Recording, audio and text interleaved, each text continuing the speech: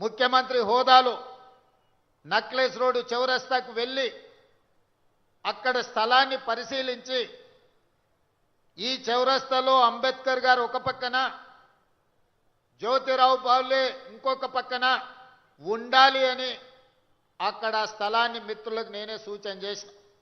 ఆ తర్వాత అక్కడి నుంచి ఈ దారిలో వచ్చి ఇక్కడ ఈరోజు పాపన్న విగ్రహం పెట్టుకున్న దగ్గర టూరిజం కార్యాలయం ఉండే, బిల్డింగ్ ఉండే. టూరిజం అధికారులను మంత్రిని పిలిచి ఈ కార్యాలయాన్ని తరలించండి, ఈ బిల్డింగ్ను కూలగొట్టండి, ఇక్కడ సర్దార్ సర్వాయి పాపన్న విగ్రహ ప్రతిష్ఠ చేసుకుందాం. హైదరాబాదు నగరాన్ని సందర్శించడానికి వచ్చిన ఇతర జిల్లాలు, ఇతర రాష్ట్రాలు, ఇతర దేశాల నుంచి ఎవరు పర్యాటకులు వచ్చినా లేదా గణేష్ నిమజ్జనం అప్పుడు లేదా సచివాలయంలో ప్రభుత్వంతో ఏ పనులు ఉన్నా ఈ ట్యాంక్ బండ్ మీదకి ఎవరు వచ్చినా సర్దార్ సర్వాయి పాపన్న దర్శనం జరగాలి. వారి పోరాట స్ఫూర్తి ఆనాడు రాజులు, భూస్వాములు, జమీందారులు అందరూ కలిసి పేదల మీద, బహుజనుల మీద దాడులు చేస్తున్నప్పుడు, వాళ్ళ ఆత్మ గౌరవానికి భంగం కలిగిస్తున్నప్పుడు ఈ బహుజనుల నుంచే పుట్టుకు వచ్చిన వీరుడు సర్దార్ సర్వాయి పాపన్న గౌడ్. సర్దార్ సర్వాయి పాపన్న గౌడ్ ఒక కులాని కోసమో ఒక కుటుంబం కోసమో పనిచేయలే. బహుజనులందరినీ కూడగట్టుకొని బహుజనులతోని దండయాత్ర చేసి గోల్కొండ కిలా మీద జెండా ఎగరేసి బహుజనుల సమాజాన్ని, సమాజాన్ని స్థాపించిన వీరుడు. ఆయన స్ఫూర్తి ఎప్పుడు ఈ తెలంగాణ ప్రజలకు ఉండాలి. అందుకే వారి విగ్రహాన్ని ఇక్కడ పెట్టండి. దానికి అవసరమైన నిధులు ఎన్నైనా అద్భుతమైన మహారాష్ట్రలో ఒక ఛత్రపతి శివాజీ విగ్రహాన్ని పెట్టుకోవడానికి మరాఠీలు ఎంత ప్రాధాన్యత ఇస్తారో తెలంగాణ రాష్ట్ర బిడ్డలు కూడా వీరుడైన సర్దార్ సర్వాయి పాపన్న గౌడ్ విగ్రహానికి కూడా వాళ్ళ చరిత్రను గొప్పగా రాసుకొని ప్రపంచానికి చెప్పుకున్నారు. మనం పోరాటం చేసినాం, విజయాలు సాధించినాం, కానీ చరిత్రను చెప్పుకోవడంలో వెనుకబడితే ఇప్పుడే మిత్రుడు మహేష్ గౌడ్ గారు చెప్తున్నారు. మన వాళ్ళు కాదు, బ్రిటిషర్స్ బ్రిటిష్ లైబ్రరీలో ఇంగ్లాండ్లో సర్దార్ సర్వాయి పాపన్న గురించి పెద్ద పుస్తకం, ఆయన పౌరుషం గురించి, ఆయన పోరాటం గురించి, ఆయన వీరత్వం గురించి రాస్తే అక్కడి నుంచి తిరిగి ఆయన జీవిత చరిత్రను మనం తెలుసుకున్నాము అని. అంటే ఒక గొప్ప వీరుడి గాథ మనము కాదు, పక్క దేశాల వాళ్ళే గుర్తించి అక్కడ వాళ్ళ లైబ్రరీలో ఆ వీరుడి యొక్క గాథను గ్రంథ రూపంలో పెట్టిండ్రంటే మహానుభావుడు, గొప్ప వ్యక్తి కాబట్టే బహుజనుల కోసం తన జీవితాన్ని అంకితం చేసిండు కాబట్టే ఈరోజు వారికి ఆ కీర్తి, గౌరవం దక్కింది.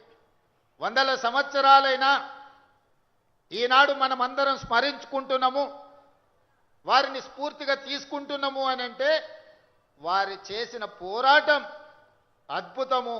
ఆనాడు రాజులను కూడా జయించిన బహుజనుడు సర్దార్ సర్వాయి పాపన్న గౌడ్. అందుకే ఆ వీరుడి విగ్రహాన్ని ఇక్కడ పెట్టడమే సముచితమని భావించి తెలంగాణ రాష్ట్ర ముఖ్యమంత్రిగా నిర్ణయం తీసుకొని ఈ ప్రాంతంలో మనం ప్రతిష్ఠించుకోవడం జరిగింది. మిత్రులారా, ఈ దారిలో వచ్చే వాళ్ళకు, పోయే వాళ్ళకు వాళ్ళ స్ఫూర్తి, వారి పోరాటం ఖచ్చితంగా భవిష్యత్ తరాలకు అందిస్తుంది.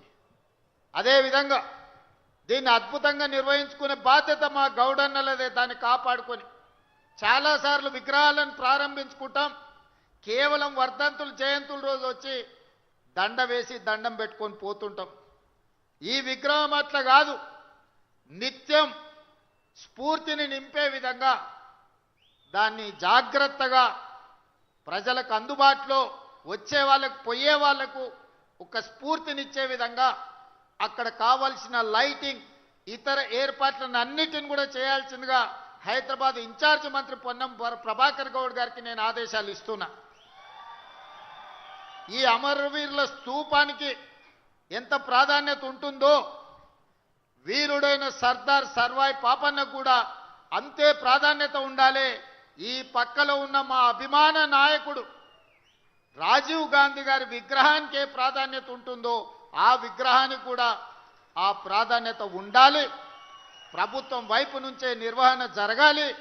దానికి కావలసిన ఆదేశాలను ఇవ్వవలసిందిగా హైదరాబాద్ ఇన్ఛార్జ్ మంత్రివర్యులకు నేను గుర్తు చేస్తున్నా. అదేవిధంగా ఈ మధ్యనే మా సహచర మంత్రి వాకిటి శ్రీహరి గారు వచ్చింది. తెలంగాణ రాష్ట్రంలో ముదిరాజుల గురించి నేను చెప్పాల్సిన పని లేదు. వాళ్ళ ఆరాధ్య దైవం పండుగ సాయన్న. పండుగ సాయన్న పౌరుషం పోరాటం పాలమూరు జిల్లాలో ప్రతి ఒక్కరికి తెలుసు.